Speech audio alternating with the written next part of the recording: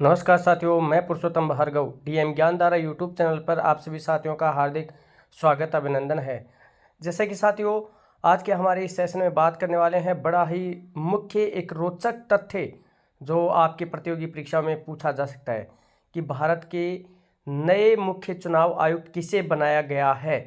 तो ये याद रखना है, भारत के नए मुख्य चुनाव आयुक्त बनाए गए हैं ज्ञानेश कुमार को, जो राजीव कुमार का स्थान लेंगे और श्री ज्ञानेश कुमार को इसका नया मुख्य चुनाव आयुक्त बनाया गया है।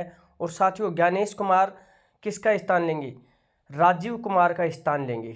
राजीव कुमार पहले थे और अब ये ज्ञानेश कुमार को बना दिए गए हैं। सबसे मोस्टली बात आपको एक बात और याद रखनी होगी कि ये कौन से नंबर के हैं। ये 26वें नंबर के भारत के मुख्य चुनाव आयुक्त के रूप में नियुक्त किए गए हैं। तो बिल्कुल याद रखना। अब मुख्य चुनाव आयुक्त की नियुक्ति कौन करता है? भारत का राष्ट्रपति अनुच्छेद 324 के अनुसार करता है। साथ ही में साथियों, जो हमारा मुख्य चुनाव आयुक्त है और उसके अलावा दो अन्य चुनाव आयुक्त होते हैं। एक अन्य चुनाव आयुक्त की और नियुक्ति की गई है, वो हैं विवेक जोशी। तो याद रखना, पहले राजीव कुमार, सुखविंदर सिंह और ज्ञानेश कुमार थे। अब राजीव कुमार जी के रिटायरमेंट होने के बाद में मुख्य चुनाव आयुक्त बना दिए गए हैं ज्ञानेश कुमार, तथा अन्य चुनाव आयुक्त हो गए हैं विवेक जोशी और सुखविंदर सिंह।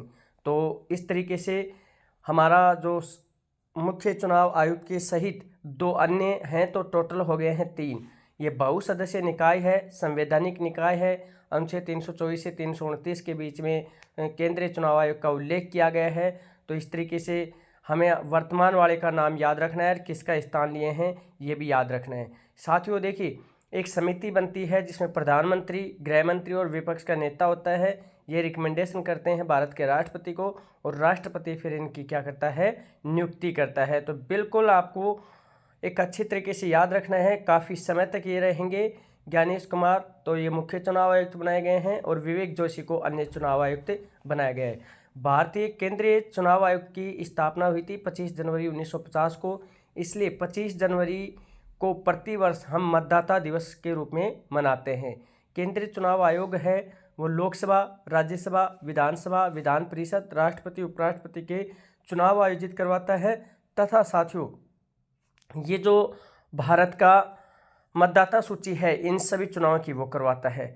अब ज्ञानेश कुमार का देखो कार्यकाल बहुत लंबे समय तक रहेगा। 26 जनवरी 2029 तक ये भारत के मुख्य चुनाव आयुक्त रहने वाले हैं। तो बहुत ही लंबा समय इनका रहेगा।